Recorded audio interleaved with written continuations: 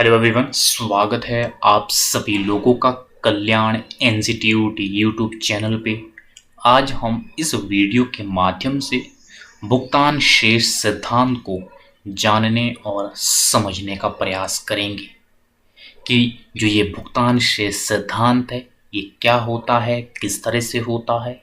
आज की इस वीडियो के माध्यम से यही समझेंगे, तो आप इस वीडियो को अंत तक जरूर देखिएगा। और अगर चैनल को अभी तक सब्सक्राइब नहीं किया है तो चैनल को जरूर सब्सक्राइब कर दीजिएगा। तो चलिए समझते हैं कि जो ये भुगतान शेष सिद्धांत है ये दरअसल होता क्या है और किस तरह से है। भुगतान शेष सिद्धांत, इसमें जो विनिमय दर है उसका निर्धारण बीओपी यानी कि बैलेंस ऑफ पेमेंट यानी कि भुगतान संतुलन के आधार पर होता है। अगर हम विनिमय दर की बात करते हैं कि ये विनिमय दर होता क्या है। विनिमय दर यानी कि दूसरे देश की करेंसी को प्राप्त करने के लिए हमें अपने देश की कितनी करेंसी देनी होती है, वह ही विनिमय दर कहलाती है। यानी कि इसको इस तरह से समझिएगा, एक देश की करेंसी का दूसरे देश की करेंसी के साथ जिस दर पर विनिमय होता है उसे हम विनिमय दर कहते हैं। तो यहाँ पे भुगतान शेष सिद्धांत के माध्यम से हम क्या समझते हैं, हम ये समझते हैं कि इसमें जो विनिमय दर है उसका निर्धारण भुगतान संतुलन यानी कि बैलेंस ऑफ पेमेंट के आधार पर होता है। अब ये बैलेंस ऑफ पेमेंट क्या है?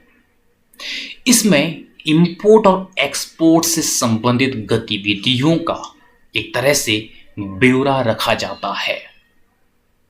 ये किस तरह से? एक कोई देश कितना आयात करता है और कितना निर्यात करता है उसका संपूर्ण लेखा जोखा भुगतान संतुलन में होता है, बैलेंस ऑफ पेमेंट में होता है। और इसी बैलेंस ऑफ पेमेंट के आधार पर विनिमय दर का निर्धारण जब होता है तो उसे हम भुगतान शेष सिद्धांत कहते हैं। यानी कि बैलेंस ऑफ पेमेंट में निर्यात और आयात का संपूर्ण लेखा जोखा होता है और उसी लेखे जोखे के आधार पर जब हम विनिमय दर का निर्धारण करते हैं तो उसे भुगतान शेष सिद्धांत कहते हैं। अब ये आता है कि जो ये बीओपी है, ये बीओपी किस तरह से अनुकूल होगा, किस तरह से प्रतिकूल होगा।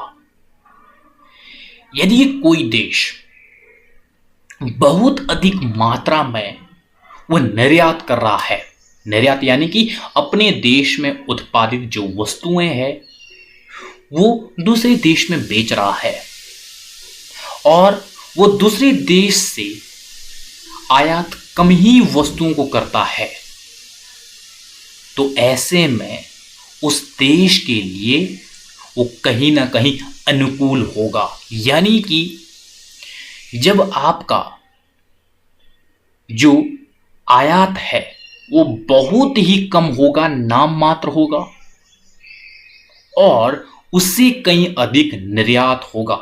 निर्यात का मतलब क्या होता है? आप विदेशी मुद्रा को प्राप्त कर रहे हैं, तो ऐसे में बीओपी उस देश के अनुकूल होगा। जब आपका एक्सपोर्ट बढ़ेगा तो आपका जो बीओपी है, बैलेंस ऑफ पेमेंट है, वो आपके लिए अनुकूल है। और यदि इंपोर्ट आपका बढ़ रहा है यानी कि आयात आपका बहुत अधिक बढ़ रहा है और निर्यात बहुत कम है, तो ऐसे में उस देश के लिए वो बीओपी प्रतिकूल होगी।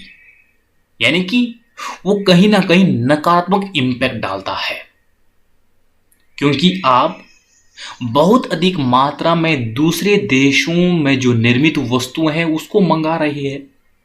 अपने देश में आपके पास उन वस्तुओं को बनाने के लिए वो क्षमताएं नहीं है।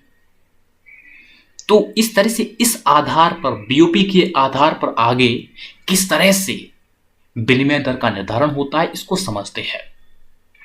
यदि आपका जो बीओपी है वो अनुकूल है। अनुकूल का मतलब जैसे मैंने कहा, आपका निर्यात ज़्यादा है और आयात कम है, तो यानी कि बीओपी भुगतान शेष बैलेंस ऑफ पेमेंट यह है अनुकूल। तो ऐसे में विनिमय दर आपकी बढ़ जाती है, यानी कि आपकी करेंसी की जो पावर है वो बढ़ जाती है।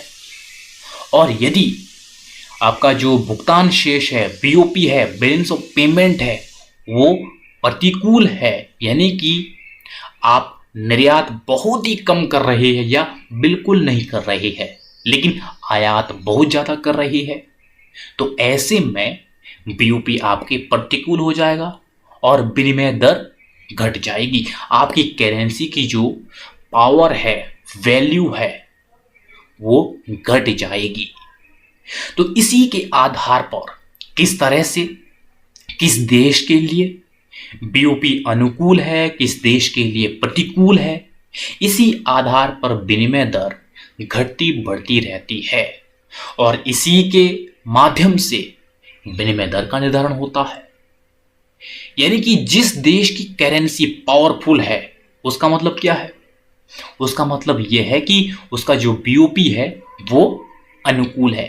अनुकूल यानी कि वह निर्यात बहुत ज़्यादा कर रहा है और आयात तो कम कर रहा है। और जिस देश की करेंसी की पावर बहुत कम है, इसका मतलब क्या है? बीओपी प्रतिकूल है। प्रतिकूल का मतलब क्या है? वो देश दूसरों देशों से वो आयात कर रहा है, अपने देश में उन वस्तुओं और सेवाओं को उत्पादन करने की उसकी क्षमता नहीं है, तो इसीलिए उस देश की जो करेंसी की जो पावर है वो घट जाएगी। तो इसी आधार पर, भुगतान शेष के आधार पर, बीओपी के आधार पर, बैलेंस ऑफ पेमेंट के आधार पर जब विनिमय दर का निर्धारण होता है तो उसे हम भुगतान शेष संतुलन कहते हैं। तो इस तरह से आज की इस वीडियो के माध्यम से हमने भुगतान शेष सिद्धांत को जानने और समझने का प्रयास किया है। तो मुझे उम्मीद है कि आपके लिए जो ये आज की वीडियो है, ये वीडियो काफ़ी उपयोगी रही होगी।